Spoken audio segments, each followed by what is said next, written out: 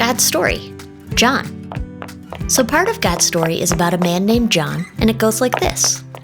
One day, John was fishing with his brother James and his dad Zebedee. His dad was a fisherman, so John had gone fishing a lot ever since he was really little.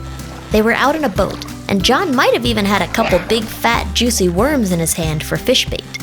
In the middle of fishing, they met Jesus. Jesus called to John and his brother and said, "Come, follow me." Right away, they left everything to follow Jesus.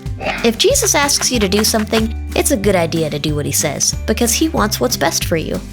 Well, from that day on, John was great friends with Jesus. John knew that Jesus really, really loved him, just like Jesus really, really loves everyone. It feels good when you know somebody loves you, doesn't it? But John knew there were things he could do to become better friends with Jesus. Like he could talk to Jesus about what was happening in his life, and he could listen to Jesus and obey him. He could also spend time with Jesus to get to know him better, so they hung out all the time. And while they were hanging out, Jesus did some pretty awesome things, like heal some sick people, feed a crowd of thousands with only 5 loaves of bread and a couple of fish, and walk on top of water.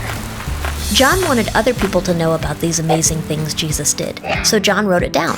And that's a book in the Bible we call the Gospel of John.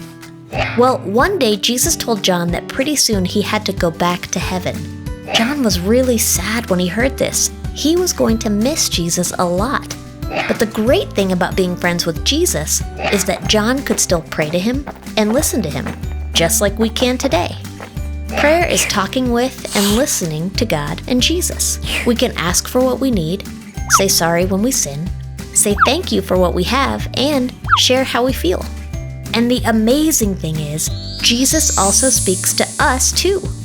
Like when he told John how he would come back to earth to make all the wrong things right.